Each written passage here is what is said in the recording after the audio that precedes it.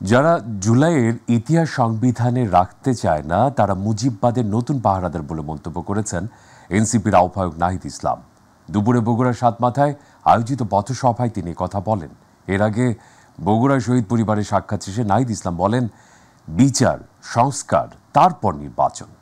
প্রতিনিধি লতিফুল করিমের তথ্যচিত্র প্রতিবেদন, আবু সাইদ অপুর।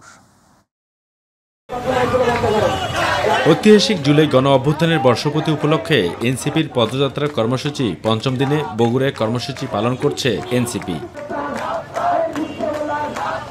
বগুড়ায় পদযাত্রা শুরুর আগে শহীদ পরিবারের সদস্যদের সঙ্গে সাক্ষাৎ করেন জাতীয় নাগরিক পার্টির আহ্বায়ক নাহিদ ইসলাম। এ সময় শহীদ পরিবারের সদস্যরা তাকে পেয়ে কান্নায় ভেঙে পড়েন। শহীদ পরিবারের সদস্যরা জুলাই আগস্ট গণ আন্দোলনে হত্যাকাণ্ডে জড়িতদের দ্রুত বিচার দাবি করেন। পরে নাহিদ ইসলাম বলেন, জুলাই সনদের মাধ্যমে শহীদদের মর্যাদা ও আত্মত্যাগ নিশ্চিত করা হবে। বলেন, আগে বিচার, সংস্কার, তারপর নির্বাচন। জুলাই ঘোষণাপত্র অবশ্যই নতুন সংবিধানে যুক্ত হবে। জুলাই কেবল কোনো আবেগের বিষয় নয়, জুলাই আমাদের রাজনৈতিক ইস্তেহার, আমাদের রাজনৈতিক গন্তব্য। পরে বগুড়া পলিটেকনিক ইনস্টিটিউটের সামনে সাতমাথা পর্যন্ত পদযাত্রায় অংশ নেন এনসিপি নেতাকর্মীরা। সেখানে অনুষ্ঠিত পথসভায় এনসিপি সদস্য সচিব আখতার হোসেন বলেন, ফেসিবাদদেরকেও পুনর্বাসিত করতে চাইলে প্রতিহত করা হবে। ফেসিবাদের বিরুদ্ধে যুদ্ধ করে যে নতুন বাংলাদেশ আমরা পেয়েছি, সেই নতুন বাংলাদেশকে আমরা আর কোনো ফেসিবাদীদের হাতে ছেড়ে দেব না।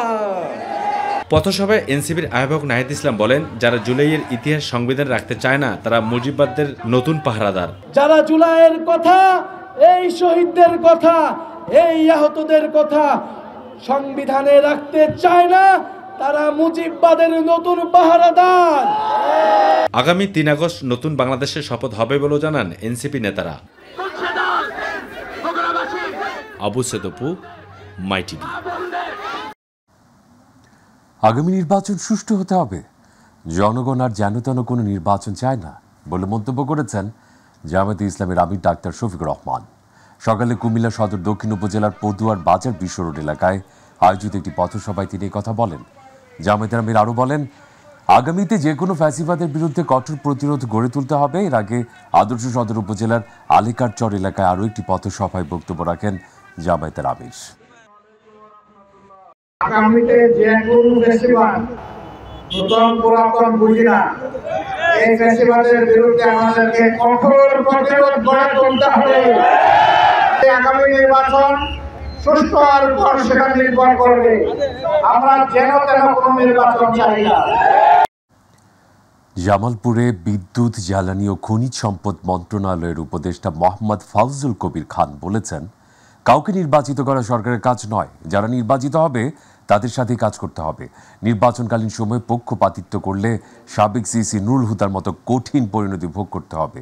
আজ দুপুরে জেলা প্রশাসকের সম্মেলন কক্ষে আয়োজিত জেলা প্রশাসনের বিভিন্ন দপ্তরের সরকারি কর্মকর্তা এবং অংশীজনদের সাথে মতবিনিময় সভায় প্রধান অতিথির বক্তব্যে উপদেষ্টা এসব কথা বলেন। তিনি আরও বলেন, সামনে জাতীয় নির্বাচন জাতির জন্য একটি অগ্নি পরীক্ষা। তারপরে হচ্ছে যে এই যে 18 থেকে 25 বছরের যারা তরুণ, যারা জীবনে কোনো ভোট দেয় না, তাদের ভোটের প্রেফারেন্স আমাদের কাছে জানা নাই, তারা কাকে ভোট দেয় আপনি জানেন না। প্রবাসীরা কোনো সময় ভোট দেয় নাই, প্রবাসীরা কাদেরকে ভোট দেবে আপনি তো জানেন না, আমি তো জানি না, এবং আমার তো সেই নাই। তো সুতরাং এইসব কথা মনে রেখে যেটা মেইন যে প্রধান যে কথা, কাউকে নির্বাচিত করা সরকারি কর্মকর্তার কাজ না। যিনি নির্বাচিত হবেন, মানুষ যাকে নির্বাচিত করবে তার সঙ্গে কাজ করাই হচ্ছে সরকারি কর্মকর্তার কাজ। চট্টগ্রামে চন্দনাইশ উপজেলার গাছবাড়িয়ায় 17 কোটি টাকা ব্যয়ে নবনির্মিত মডেল মসজিদের ভিত্তিপ্রস্তর স্থাপন করা হয়েছে। দুপুরে অনুষ্ঠিত অনুষ্ঠানে প্রধান অতিথির বক্তব্যে ধর্ম মন্ত্রণালয়ের উপদেষ্টা আফম খালেদ হোসেন বলেন, মসজিদ আল্লাহর ঘর ও পবিত্র স্থান। মসজিদের প্রাণ হচ্ছে মুসল্লিগণ। নিয়মিত মসজিদে উপস্থিত হয়ে 5 ওয়াক্ত নামাজ আদায় করে আল্লাহর সন্তুষ্টি লাভের জন্য প্রার্থনা করা উচিত। পাশাপাশি মসজিদ রক্ষণাবেক্ষণে এলাকাবাসীকে সক্রিয় ভূমিকা রাখতে হবে। অনুষ্ঠানে সভাপতিত্ব করেন চন্দনাইশ উপজেলা নির্বাহী কর্মকর্তা রাজীব হোসেন। বিশেষ অতিথি ছিলেন ধর্ম মন্ত্রণালয়ের সচিব আব্দুল আউয়াল হাওলাদার।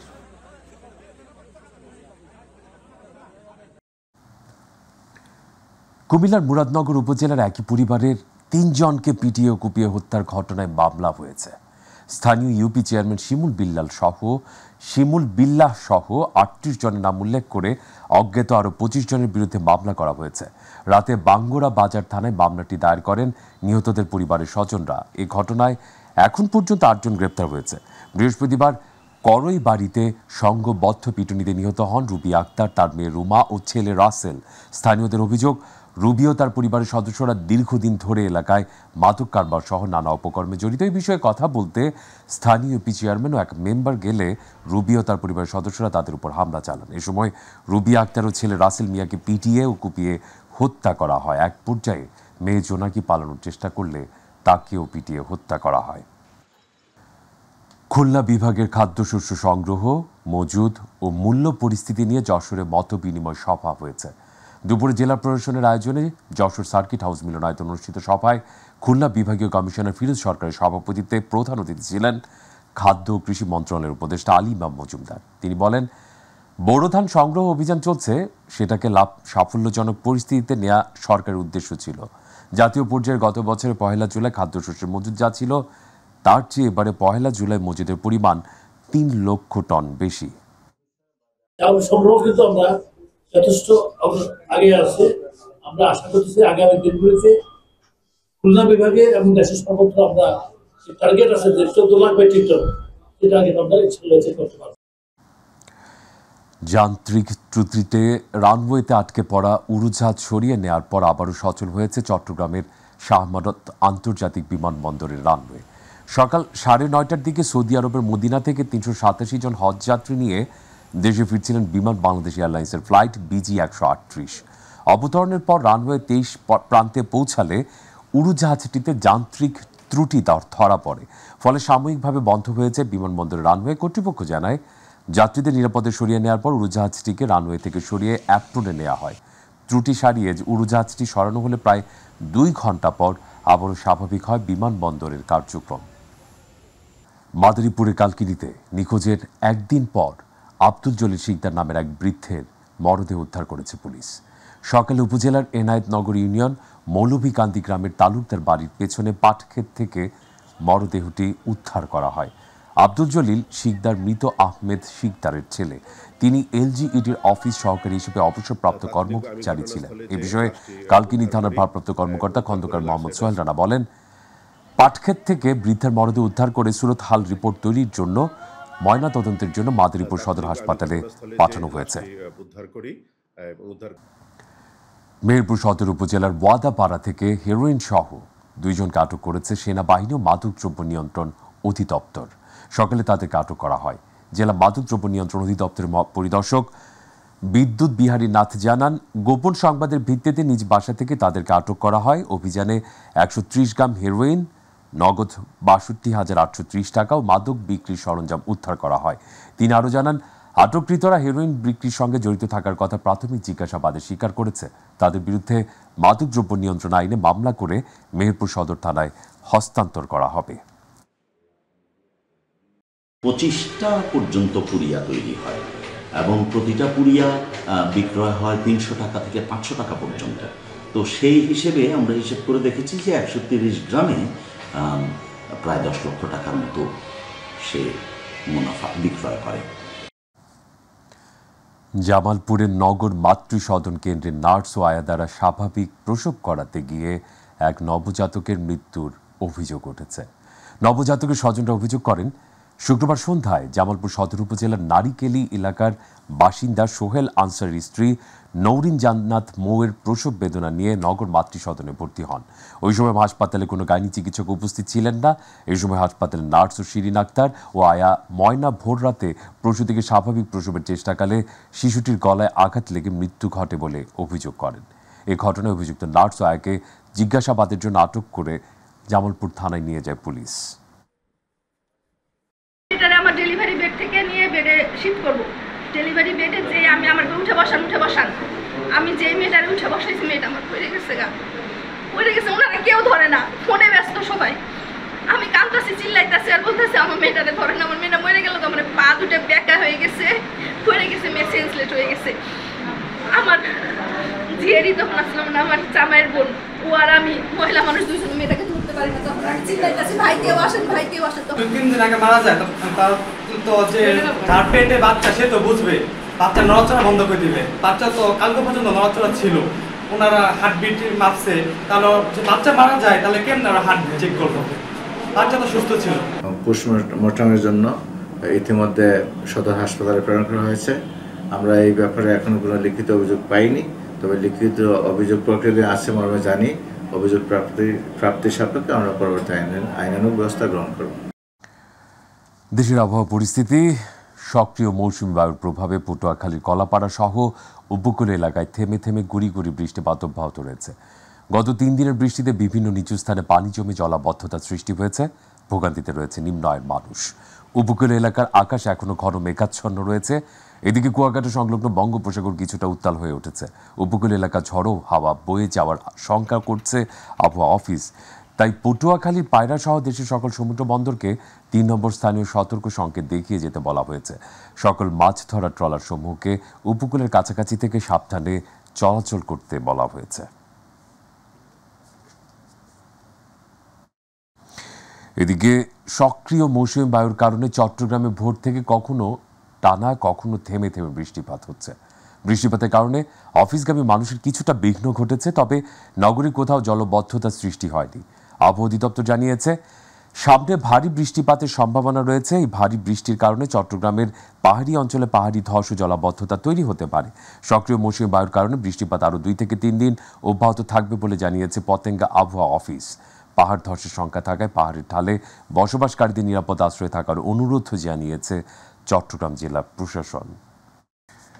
চট্টগ্রামের ফটিকছড়ির হাজারীখিল অভয়ারণ্যে 33 অজগর ছানা অবমুক্ত করা হয়েছে, যা চট্টগ্রাম চিড়িয়াখানায় ইনকিউবেটরে জন্ম নেওয়া বার্মিজ রক পাইথন প্রজাতির অজগরের ছানা। শুক্রবার আনুষ্ঠানিকভাবে সাপগুলো অভয়ারণ্যে অবমুক্ত করা হয়। এই নিয়ে চট্টগ্রাম চিড়িয়াখানায় কৃত্রিম উপায়ে ফোটানো 113টি অজগর ছানা বিভিন্ন সংরক্ষিত বনে অবমুক্ত করা হলো। উপজেলা সহকারী কমিশনার ভূমি নজরুল ইসলামের আয়োজনে অবমুক্তকরণ অনুষ্ঠানে উপস্থিত ছিলেন চট্টগ্রাম উত্তর বন বিভাগের হাজিরীখিল রেঞ্জ কর্মকর্তা শিকদার আতিকুর রহমান এবং চট্টগ্রাম চিড়িয়াখানার কিউরেটর ডাক্তার শাহাদাত হোসেন শুভ। চট্টগ্রাম নগরীর ব্রিজঘাট এলাকা থেকে প্রায় 4 লাখ টাকা মূল্যের 3170 লিটার অকটেন সহ শহীদ নামে একজন পাচারকারীকে আটক করেছে বাংলাদেশ কোস্টগার্ড। কোস্টগার্ড সদর দপ্তর মিডিয়া কর্মকর্তা লেফটেন্যান্ট কমান্ডার হারুনুর রশিদ জানান, গোপন সংবাদের ভিত্তিতে কোস্টগার্ড বেইস চট্টগ্রাম সদরঘাট থানাধীন ব্রিজঘাট সংলগ্ন এলাকায় একটি বিশেষ অভিযান পরিচালনা করে একটি বোট থেকে অবৈধভাবে অকটেন খালাসের পর খালাসের সময় 3170 লিটার অকটেন জব্দসহ একজন পাচারকারীকে আটক করতে সক্ষম হয়। সিরাজগঞ্জের চোহালী উপজেলায় গোপন সংবাদের ভিত্তিতে পুলিশের বিশেষ অভিযানে 6 জন জুয়ারিকে আটক করা হয়েছে। শুক্রবার চর সলিমাবাদ গ্রামের শাহিন তালুকদারের বসত বাড়ির ঘরে জুয়া খেলার সময় চোহালী থানা পুলিশের একটি দল তাদের আটক করে। অভিযান চলাকালে ঘটনাস্থল থেকে তাস ও 81,650 টাকা নগদ উদ্ধার করা হয়। চোহালী থানার অফিসার ইনচার্জ আব্দুল বারিক জানান, আটককৃতদের বিরুদ্ধে আইনগত ব্যবস্থা গ্রহণ করে সকালে আদালতের মাধ্যমে তাদের জেল হাজতে প্রেরণ করা হয়েছে।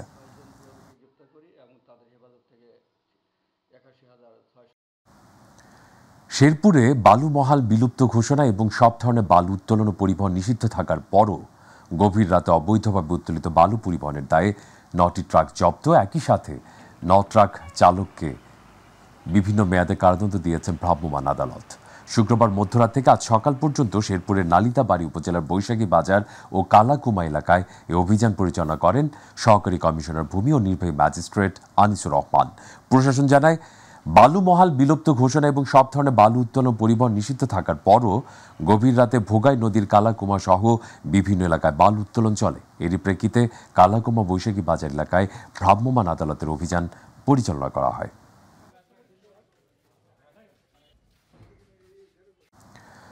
বরগুনার বেতাগী উপজেলার জলিশা বাজারে গভীর রাতে ভয়াবহ অগ্নিকাণ্ডে 3টি দোকানঘর পুড়ে ছাই হয়ে গেছে। দীর্ঘদিন ধরে হোসনাবাদ আদর্শ মাধ্যমিক বিদ্যালয়ের অধীনস্থ জমিতে দোকানঘরগুলো ভাড়া দিয়ে প্রাপ্ত অর্থ খরচ হতো বিদ্যালয় উন্নয়ন ও মসজিদ ফান্ডে। অকল্পনীয় ঘটনায় শিক্ষা প্রতিষ্ঠানটি ব্যাপক ক্ষতিগ্রস্ত হয়েছে। এদিকে স্থানীয়দের দাবি, দ্রুত বিদ্যালয় কর্তৃপক্ষ দোকানঘর নির্মাণ করে দিলে ব্যবসায়ীদের ব্যবসা করে ক্ষতি পুষিয়ে নেওয়ার সুযোগ থাকবে।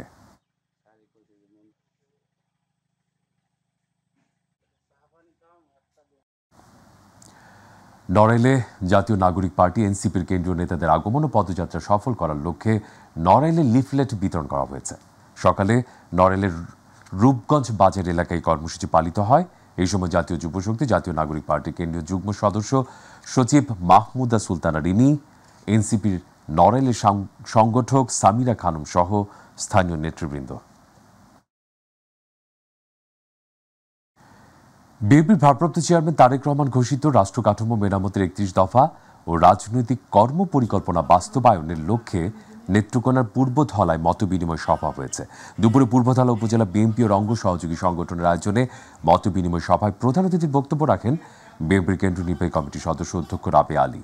এ সময় বিশেষ অতিথি হিসেবে বক্তব্য রাখেন উপজেলা বিএনপি সদস্য ইঞ্জিনিয়ার মাহবুব আলম রানা সহ স্থানীয় উপজেলা বিএনপির নেতৃবৃন্দ। এদিকে বিএনপি ভারপ্রাপ্ত চেয়ারম্যান তারেক রহমান কর্তৃক ঘোষিত রাষ্ট্র কাঠামো মেরামতের ৩১ দফা কর্মসূচি বাস্তবায়নের লক্ষ্যে ব্যাপক গণসংযোগ লিফলেট বিতরণ করেছেন সুনামগঞ্জ জেলা বিএনপি সাবেক সাধারণ সম্পাদক অ্যাডভোকেট নুরুল ইসলাম নুরুল। সকালে বিশাল মোটর সাইকেল শোভাযাত্রা নিয়ে বিশম্ভরপুর উপজেলার বিভিন্ন হাট বাজারে তিনি গণসংযোগ ও লিফলেট বিতরণ করেন। এ সময় তিনি বিএনপির অঙ্গ সহযোগী সংগঠনের হাজার নেতাকর্মীদের সাথে নিয়ে দিনব্যাপী তৃণমূল পর্যায়ে সাধারণ মানুষদের কাছে যান এবং তাদের সঙ্গে তারেক রহমানের ঘোষিত ৩১ দফা কর্মসূচি নিয়ে বিস্তারিত আলোচনা করে ৩১ দফার প্রয়োজনীয়তা তুলে ধরেন। বিএনপির কেন্দ্রীয় নির্বাহী কমিটির রাজশাহী বিভাগীয় সহ সাংগঠনিক সম্পাদক AHM ওবায়দুর রহমান চন্দন বলেছেন, বিএনপি জনগণের রাজনীতি করে, ক্ষমতার রাজনীতি করে না। সেটা করলে এই সরকারের অংশ হতো বিএনপি। শুক্রবার জয়পুরহাট শহরের স্টেশন রোডে স্থানীয় একটি কমিউনিটি সেন্টারে কালাই, খেতলাল ও আক্কেলপুর উপজেলার বর্তমান ও সাবেক নির্বাচিত জনপ্রতিনিধিদের সাথে এক মতবিনিময় সভায় তিনি এসব কথা বলেন। শরীয়তপুরের নড়িয়া উপজেলার সরিষার ইউনিয়ন যুবদলের নতুন কমিটি ঘোষণা করায় জেলা বিএনপি সভাপতি শফিকুর রহমান কিরণকে শুভেচ্ছা অভিনন্দন জানিয়ে আনন্দ মিছিল ও মিষ্টি বিতরণ করেছেন ঘড়িসার ইউনিয়ন যুবদল। নড়িয়া উপজেলার যুবদলের সাংগঠনিক সম্পাদক শফিকুল ইসলাম শান্ত ও ঘড়িসার ইউনিয়ন যুবদলের নতুন কমিটি আহ্বায়ক জসিম ঢালিও সদস্য সচিব ইমরান চৌকিদারের নেতৃত্বে আনন্দ মিছিল বের হয় এবং সুরেশ্বর লঞ্চঘাট মাঠে গিয়ে সংক্ষিপ্ত আকারে বক্তব্য রাখেন নড়িয়া উপজেলা বিএনপি সাংগঠনিক সম্পাদক মতিউর রহমান সাগর, নড়িয়া উপজেলা যুবদলের সভাপতি Fazlul Wahed Nixon, Ghorishar union BNP সভাপতি আজিজুর রহমান হরমুজ, নড়িয়া উপজেলা যুবদলের সহ সভাপতি জাহাঙ্গীর আলম রারি।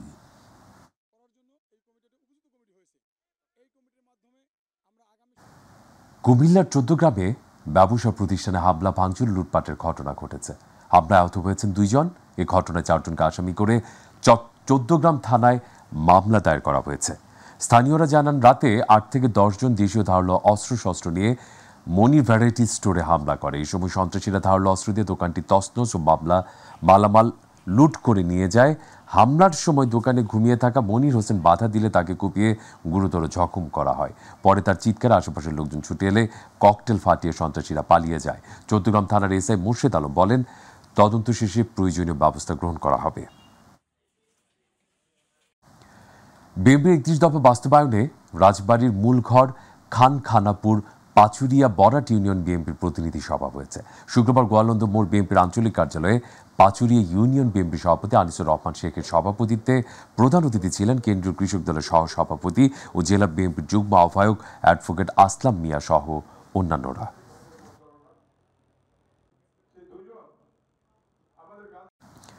ঢাকা বিশ্ববিদ্যালয় এবং কারিগরি মাদ্রাসা শিক্ষা বিভাগের অধীনস্থ ময়মনসিংহ ইঞ্জিনিয়ারিং কলেজের শিক্ষা কার্যক্রম ব্যাহত হওয়ায় সৃষ্ট জটিলতা নিরসনের দাবিতে মানববন্ধনে সংবাদ সম্মেলন হয়েছে। দুপুরে ময়মনসিংহ প্রেস ক্লাব মিলনায়তনে আয়োজিত সংবাদ সম্মেলনে লিখিত বক্তব্য পাঠ করেন কলেজের ৩য় বর্ষের শিক্ষার্থী সালমান রহমান সাব্বির, শিবাজী রায় মৃদুল ও ফাহিম মুনতাসির অনি। বক্তারা বলেন, চলমান সংকট নিরসনে শিক্ষার্থীরা ১.৫ মাস ধরে শান্তিপূর্ণ কর্মসূচি পালন করছে, কিন্তু আজ অবধি কর্তৃপক্ষ কোনো পদক্ষেপ গ্রহণ করেনি।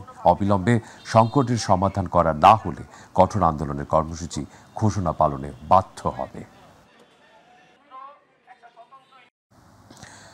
শরীয়তপুরে জেলা truck, tank lorry, cover van ও পিকআপ চালক শ্রমিক ইউনিয়ন নবনির্বাচিত কমিটির পরিচিতি সভা এবং কার্ড বিতরণ হয়েছে।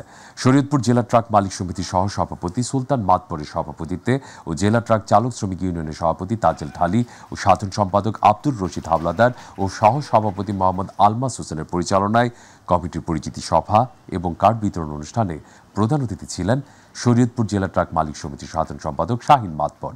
এই সময় বিশেষ অতিথি ছিলেন জেলা ট্রাক মালিক সমিতির সিনিয়র সহ সভাপতি মমিন আলী খান, যুগ্ম সাধারণ সম্পাদক লিটন ফরাজি, চাঁদ মিয়া ফকির, সদস্য দবির ব্যাপারী, আব্দুর রশিদ মাতবর ও বিশাল সাহা উপস্থিত ছিলেন। শ্রমিকরা আমাদের সুন্দর সার্ভিস দেবে এবং কি আমাদের গাড়ি নিয়ে সংবিধানে একটা টাকা পাস করা আছে, শ্রমিকরা ভালো কিছু করতে পারে, শ্রমিকদের নিয়েই আমরা আশা করি। চট্টগ্রাম নগরীর হালিশহর এলাকায় বন্দর নগরী বহুমুখী সমবায় সমিতি লিমিটেডের সামনে মানববন্ধন করেছেন সমিতির সাধারণ সদস্যরা। তাদের অভিযোগ, সমিতিকে বহিরাগত অপশক্তির প্রভাব থেকে রক্ষা, সুষ্ঠু ব্যবস্থাপনা কমিটির নির্বাচন এবং নির্মাণ কাজ দ্রুত শেষ করে সকল সদস্যকে দোকান বুঝিয়ে দিয়ে মার্কেট চালুর দাবিতে এ মানববন্ধনের আয়োজন করা হয়। এই সময় বক্তব্য রাখেন হালিশহর থানা বিএনপি সাবেক সাংগঠনিক সম্পাদক শাহিন আহমেদ কবির, বীর মুক্তিযোদ্ধা গোলাম মোস্তফা গাজী সহ অনেকে। রাজবাড়ী গোয়ালন্দে শ্রী শ্রী রাধা গোবিন্দের অষ্টকালীন লীলা কীর্তন উপলক্ষে আলোচনা সভা হয়েছে। শুক্রবার গোয়ালন্দ বিজয় বাবুপাড়া শ্রীকৃষ্ণ সেবা সংঘ মঠ মন্দির শ্রী অঙ্গনে রথযাত্রা কমিটির সভাপতি অপূর্ব সাহা দ্বিজেনের সভাপতিত্বে প্রধান অতিথি ছিলেন কেন্দ্রীয় কৃষক দলের সহসভাপতি ও জেলা বিএনপির যুগ্ম আহ্বায়ক অ্যাডভোকেট আসলাম মিয়া সহ অন্যান্যরা।